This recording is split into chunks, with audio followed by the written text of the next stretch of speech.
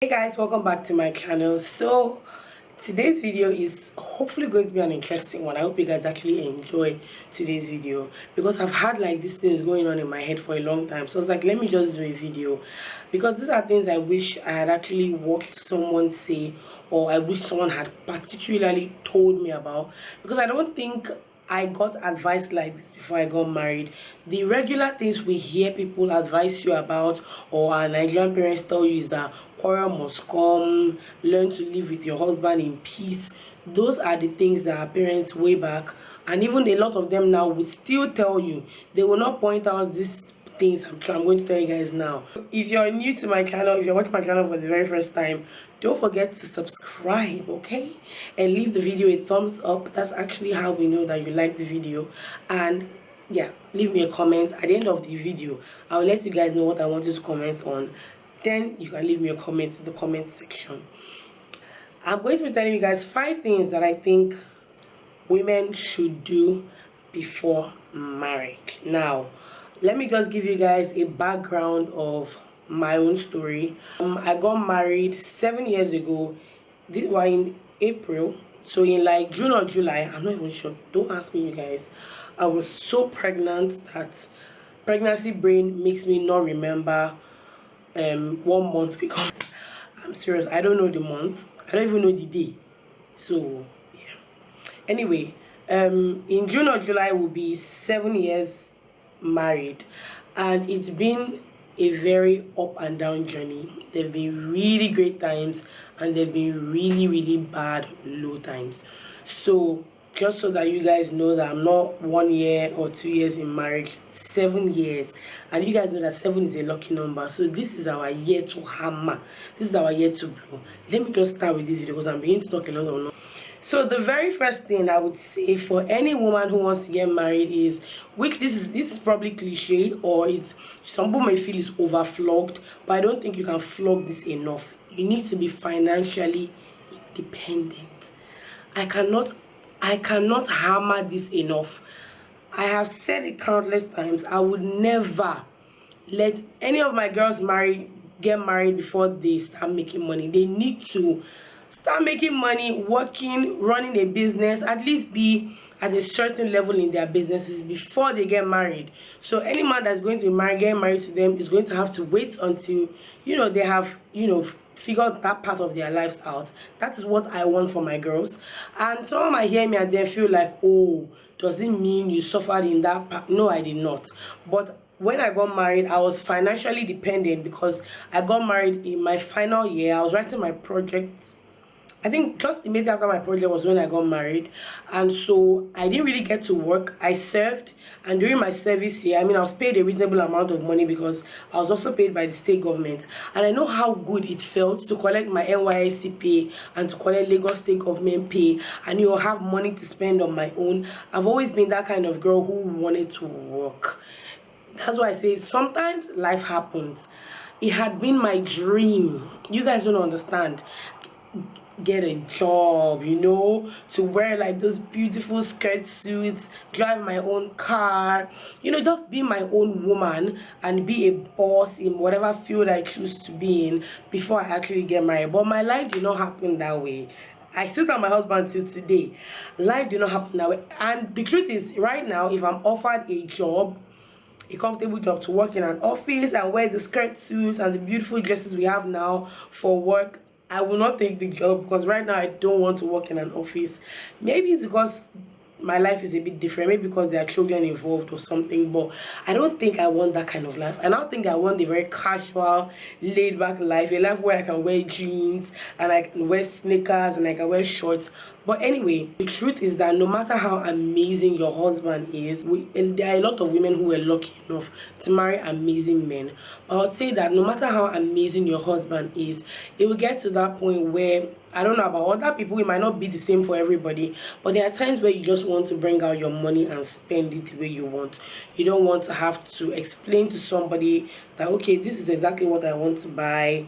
And the truth is, some men will ask you, why do you want to buy? Do you think it's important? Do you think we need it now? Do you understand how annoying that is? Annoying to actually start. There are sometimes I want to do like some things that I feel like to my husband they may be useless. Like that, I just did these DIY frames by my bedstand, and I was really happy to do them because to him it didn't seem like a big deal. I was telling him, I was like, I need to put something above our headboard, and he was like, how is it going to come out? I said I want black and white frames with like black and white prints, and he was acting so confused. To him, he was like, well, okay, if you want to do it. Just imagine that I needed to collect money from him, and I was explaining those things. I mean, if he had it, he'll probably give me. But imagine if he had limited amount of cash, and I was like, I don't think this thing is necessary. There's no need. How would you feel? You feel really bad. Yes, there are women whose husband gives them allowances. So with your allowance, you might be able to buy whatever you want without actually having to tell him. But then it doesn't happen like that in all marriages. That some women are lucky enough to work before they actually got married. It doesn't mean they are better than you. The truth is that marriage and having children takes a huge toll on you. There are women who start having children, immediately they get married, and they don't even get the chance to even look for jobs or even, do anything with themselves before children start coming. Having children is a lot of work. So I will not want any woman who is not financially independent at this stage of her life to start feeling some sort of way. I just want you to, just have it at the back of your mind, because when you have things like this at the back of your mind, it helps that when the opportunities come, they don't pass you by. Let me give you guys an instance. Let's say I'm looking for a cobbler, for example, or a shoemaker, like we call them here in Nigeria. If I'm looking for a shoemaker and I stand outside, that means that I'll be aware of whenever a shoemaker passes me by, right? I would know that because I have in at the back of my mind I'm looking for a shoemaker. I would know when one passes me by. But just imagine I don't need a shoemaker for anything. If one passes me by, I actually will not realize it. Like 10 of them can pass me by and I might not even realize that shoemakers pass me by, but my mind is actually not even there. So I just want to, even if you're not at that point in your life right now, just have it at the back of your mind that at some point in your life you want to be financially dependent. You might not make so much, but the little you will make you feel very confident and just very, very proud of at least the little that you've achieved. At this point, I make money here and there. It could be from my blog, it could be recently from YouTube, it could be from my business, which I'm going to leave my handle here so you guys can check my business page out on Instagram. So I make money here and there, and it feels good to actually spend money that I've made myself. It will also help in the home, because then there are some things that you'll be able to do without having to mention them to your husbands. The truth is that husbands are actually they are responsible for a lot of things. It's a lot, especially when you have children. You realize that this money that you see, it finishes in the blink of an eye. So because they're responsible for so much, it can be a huge weight on their shoulder when you start to ask. They might not let you know, and they might not even realize it themselves that they're actually pissed off at something. But when you make your own money, the little you can do, you do it, and it kind of eases off a bit on the man. You need to know what his income is like. Is it regular? Is it irregular? Is he a business person? Is he a salary earner? How often does money come into the house, especially if you're not earning something? How often do you guys make money? Does money come in once in 2 months? Does money come in once in 3 months? You need to be sure you are ready to live that kind of life, because love is important for a marriage, but then there are so many things that marriage entails. Don't let people tell you that love is enough to sustain your marriage. Love is not enough to sustain your marriage. People get pissed off in marriages because there's no money. People get pissed off in marriages because sex is not good enough. People get pissed off in marriages because children are not coming. Love does not hold them together at that point. There's like so many other factors that would guarantee your marriage working. So you need to know, does he have irregular income? If you love him enough to marry him and he has an irregular income, what are you going to do so that period when there's no money in the house, how do you guys patch up? If there are some men that actually don't know how to organize their lives, organize themselves. There are sometimes that he might not have. Why don't there are things you can suggest, like, okay, when you have, why don't we invest in this thing? Why don't we put money in this thing so that period that we don't have, we can, there can be something little coming from this part. So these are things you need to know. I have heard of cases where girls get married to guys because at that point the man is like trying to impress you, and he's coming to you with a lot of money, he's buying you so much stuff, he's driving his car around town, he's taking you out, and you feel that all is good. And you know, that's just before marriage, man. When you get married, it's a totally different ball game. You would almost be asking yourself the same person that you got married to. So you need to understand if his income is regular or irregular. However you choose to ask him really depends on you, and depends on how he's going to react to it. So you need to be able to put it out, you know, in a way that he won't get offended. I don't even think anybody should get offended by that, because if someone is getting married to you, they should actually know how much you earn or how regularly your income comes in. So you need to be sure of that, just to be sure that you're able to. I'm not saying you should run away from somebody that has irregular income. I'm just saying so that you know how to arrange your life, you know how to put things in place. As a woman, there are so many things that a man might not be able to do, and you are the homemaker, you are the one who, you know how you want your home to look, you know how you want things to run in your home. So in the cases like this, you're able to plan yourself so that in the days of little, you guys don't suffer so much. The third one is not something that a lot of Nigerians do, and I don't know why, man. Nigerians, they have a different way of doing things. So my third one is figuring out when you want to start having children and how many children you actually want to have. I feel like in Nigeria, a lot of parents will never tell you, are you sure you're ready to have children after marriage? Like, do you think you should take a step back and rest? I feel like a lot of them would even tell you that. Their own is, once you get married like this, womb watchers will start counting your period. They will start trying to calculate when is your safe period and when is unsafe period and when your ovulation is. So a lot of times in Nigeria, once you get married, people expect that in a couple of months they should see a bulging belly. But it is actually a choice that you both have to make. Do you want to have children immediately after marriage? Let me tell you guys my story. Before I got married, I had always wanted, I've had so many dreams, and a lot of these dreams didn't even come to pass, and it's just funny. I've always been that person who said, if I get married today, I don't want to have children. I remember saying this in the uni to my roommates when we were discussing things like marriage and, you know, children and stuff like that. I always was that person who would say, if I get married today, I don't want to have children in till 3 years after my marriage, because I had an idea of the kind of marriage I wanted and the kind of man I wanted to get married to, and I wanted to be able to enjoy him as a married woman.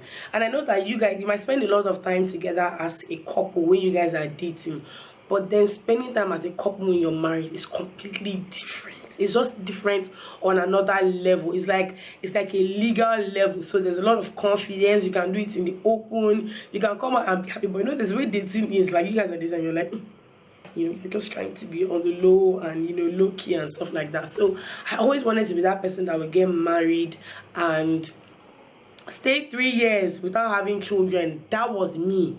That was my life, you guys. That was me. That was what I wanted from life. I wanted to stay 3 years without having children, and it didn't happen like that, because immediately after we got married, I had Grace let's say 3 months after, or about 4 to 5 months after, I'm not even sure. I had Grace. So my life just went in the opposite way of what I wanted it to be. But please, sisters and brothers, you need to plan yourself. But really, I feel like a lot of people would agree, a lot of women would agree. Please, if you agree with me, let me know in the comments. Whatever you think about these points I'm giving, let me know in the comments. Politely let me know in the comments. I feel like people need to plan when they're going to have children. The thing is that when you get married, if you guys are earning money and you guys spend a lot of money during your wedding, that is if you're not lucky enough to have parents that would, you know, there are people whose parents practically fund their weddings.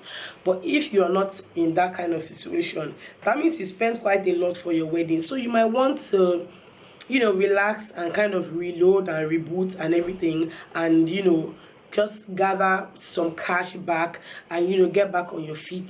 So in times like that, you need to ask yourselves, are we ready to have children now?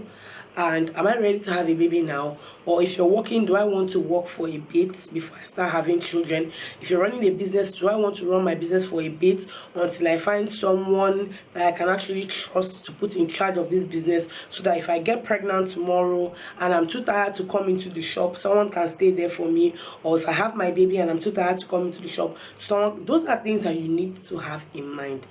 It's not, you don't listen to people that say, how far now, you don't mind, how far when you go give us picking. Think of it, children are not paper. Once you have them, that is it. They take up so much of your time, except you're rich enough to afford a nanny, a cook, a diaper changer, a toy player. So practically all you do is just see them and maybe sit down with them and play with them for a bit. If you're rich enough, why not? But there are times, that's the life we want. But if it's not possible for you, you have to plan. You really have to plan. Is how many children do you want to have? I feel like this is a question, this is something some couples might not actually be able to answer until you've had like your first 2 babies. Even 1 baby is not enough for you to talk about this kind of thing. But it's not bad for you guys to just discuss it, and just say, oh, how many children do you think we should have? I feel like it's not bad to discuss this. But the truth is that you never really know how many children you want to have until you've had your first and maybe second. Then it will now dawn on you. You will now understand if you guys want to have more children or not. The 4th thing I want to talk about is to acquire a skill or get something to do that you actually love. So in a case where you don't have money, you don't have capital to run a business so that you're financially independent, you can acquire a skill, because at the end of the day, you get to fall back on that. Anything can happen. Life is full of uncertainty, so anything can happen and you need to fall back on that. I feel like it's better to acquire a skill and to search for capital, unlike having capital and not even knowing what you want to use it for. So acquire a skill. That is something that nobody can take away from you. Now, I said get something to do that you love, because a lot of times in marriages, people want to be left alone. You guys are in love, you're married, but then sometimes you just want to, just give me some space to breathe and to really like rejuvenate and just get myself and just be in my own space. Times like that, or there are times you guys might have quarrels, and the truth is that if you don't have something to do, if you're not working, you don't have a business you run, there's nothing that you do exactly that would keep you busy and just take your mind off things.